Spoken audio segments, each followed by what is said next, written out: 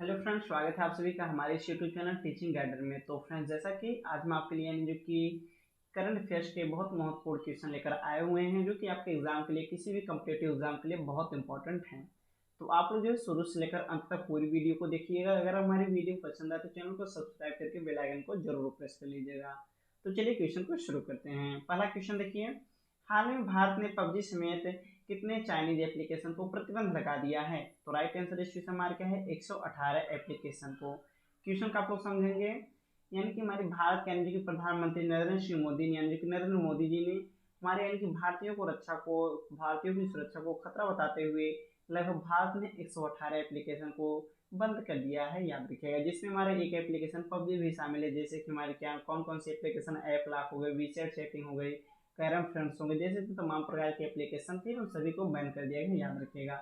इससे पहले अगर बात कर जाएंगे कि इससे पहले हमारे 59 एप्लीकेशन बंद किए गए थे। कुछ जब जो टिकटॉक हमारा टिकटॉक जो था, हेलो था, ये हमारे 59 एप्लीकेशन बंद हुए थे। कुछ दिन बाद यानी जो कि 47 एप्लीकेशन और बंद किया गया था। उसके बाद बात कर जाए हमारे यानी कि फिर कुछ दिन बाद यानी कि अभी लेटेस्ट में हमारा 118 एप्लीकेशन को और बैन कर दिया गया है भारत से, याद रखिएगा, ठीक है। क्योंकि इसमें यानी कि भारतीयों को प्राइवेसी को यानी कि उनकी सुरक्षा को खतरा बताया जाता बताने के कारण यानी कि इसकी वजह से इस सभी एप्लीकेशन को बंद किया गया भारत से, याद रखिएगा, ठीक है। राइट आंसर इस क्वेश्चन हमारा क्या है, डी है, याद रखिएगा। और ये हमारा बात कर देखिए किस एक्ट के तहत थे, तो हमारे एक्ट 2000 के तहत ये एप्लीकेशन बंद हुए। किस एक्ट के, यानी जो कि एक्ट 2000 तक के तहत ये सब एप्लीकेशन हमारे बंद किए गए हैं, याद रखिएगा, ठीक है। और यानी कि हमारा धारा की बात करें तो धारा हमारा 69 ए के तहत यानी जो कि हमारा इन सभी एप्लीकेशनों को आर्टिकल के तहत इन सभी एप्लीकेशनों को बंद किया गया है, याद रखिएगा, धारा के तहत, याद रखिएगा, ठीक है। अगला क्वेश्चन देखिए नेक्स्ट। केंद्र सरकार ने भारतीय विमानन कंपनियों को निम्नलिखित में से कितने प्रतिशत घरेलू उड़ानों के लिए मंजूरी प्रदान कर दी है? तो राइट आंसर हमारा स्टेशन क्या है, 60% है। क्या है, कितना है, 60% है, याद रखिएगा, ठीक है, 60%। समझिए क्वेश्चन। केंद्र सरकार ने भारतीय विमानन कंपनियों को लगभग 60% घरेलू उड़ानों के लिए मंजूरी प्रदान कर दी है, जो कि इसके पहले एयरलाइंस को नेटवर्क कैपेसिटी का सिर्फ 45% यानी जो कि इस्तेमाल करने की मंजूरी दिया गया था। लेकिन इसको बाद में 15% और बढ़ाकर कितना कर दिया गया, तो 15% अगर इसमें प्लस करेंगे तो कितना आ जाएगा, 60% बढ़ाकर कर दिया गया है, याद रखिएगा, ठीक है। राइट आंसर इस क्वेश्चन हमारा क्या है, ऑप्शन नंबर सी है, याद रखिएगा, बी। अगला देखिए क्वेश्चन नेक्स्ट। हिमाचल प्रदेश सरकार ने वार्षिक परीक्षाओं के लिए निम्नलिखित में से कितने परसेंट सिलेबस को कम करने का फैसला किया है?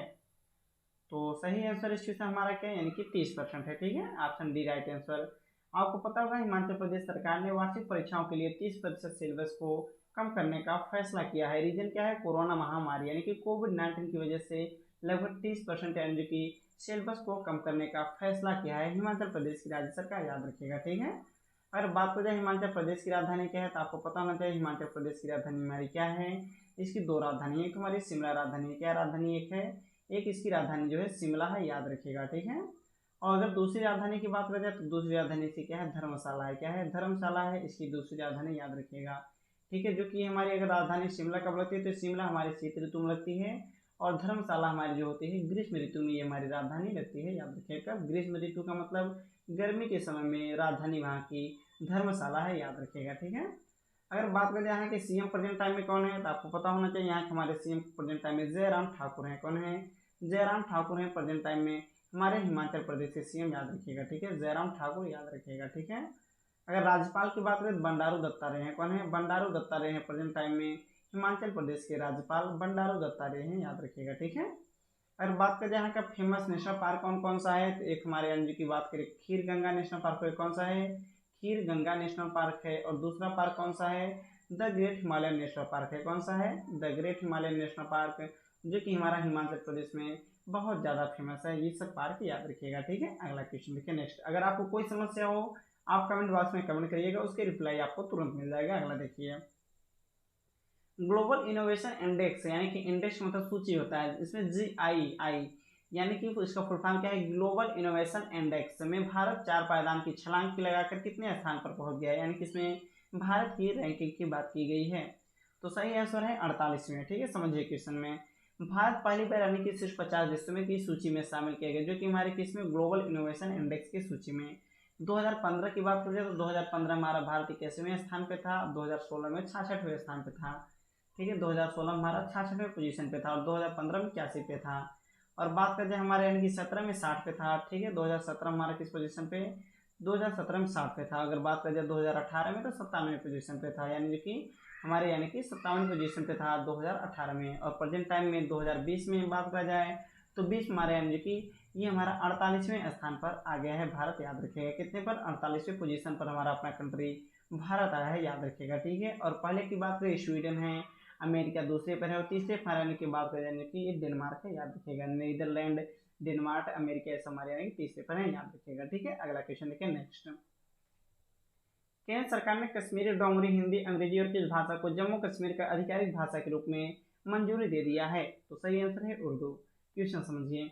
केंद्रीय मंत्रिमंडल ने जम्मू कश्मीर के लिए राजभाषा विधेयक लाने की मंजूरी दे दी है। इसके तहत उर्दू और अंग्रेजी के अलावा अब कश्मीरी और डोगरी भाषा को भी वहां पे आने की सूची में शामिल किया गया है, याद रखिएगा, ठीक है। अगर बात करें जम्मू और कश्मीर के प्रेजेंट टाइम में उपराज्यपाल कौन है, यानी कि लेफ्टिनेंट गवर्नर कौन है, तो आपको पता होना चाहिए।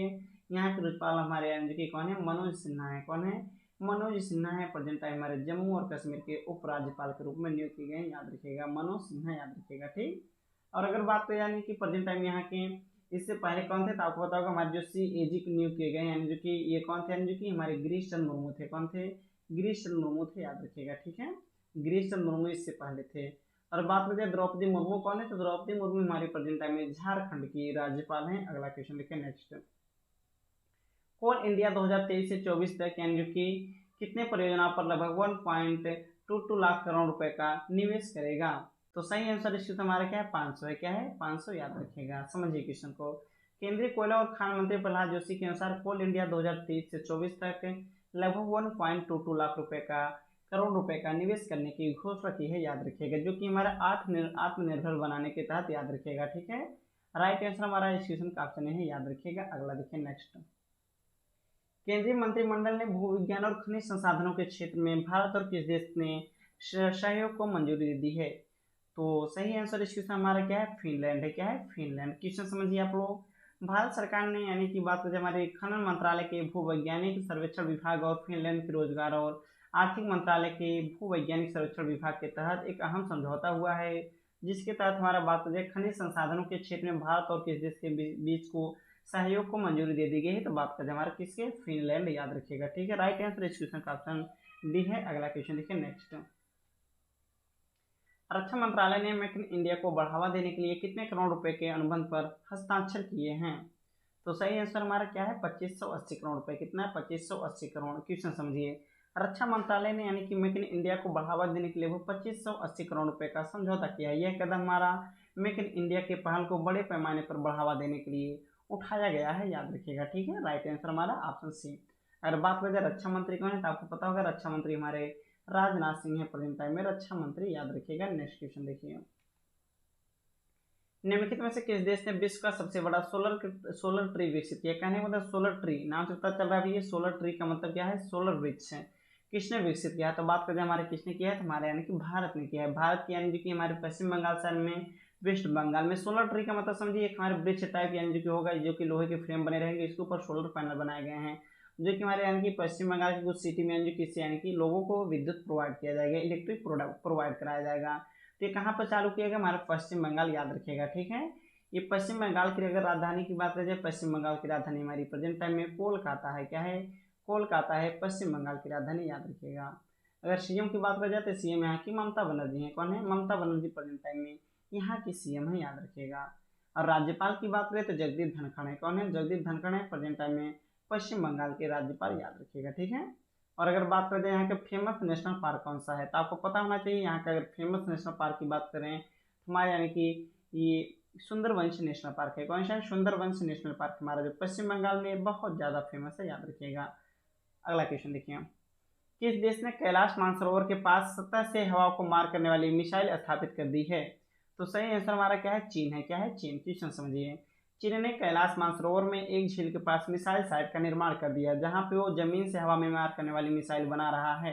यह झील कैलाश मानसरोवर का हिस्सा है, जो कि कैलाश पर्वत और हमारा मानसरोवर झील के पास है, याद रखिएगा। अगर बात करें चीन की राजधानी क्या है, तो चीन की राजधानी आपको पता होना चाहिए बीजिंग है। क्या है, चीन की राजधानी हमारी क्या है, बीजिंग है, याद रखिएगा।